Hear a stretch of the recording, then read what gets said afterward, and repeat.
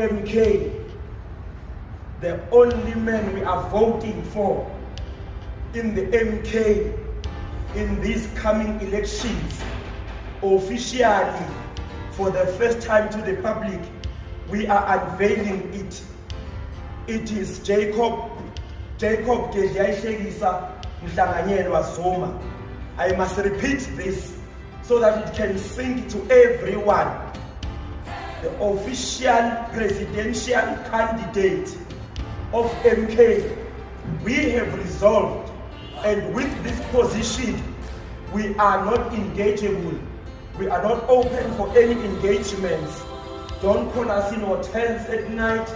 Don't call us in clubs at night. Don't buy us nice things and try to woo us for any engagements. We are unavailable.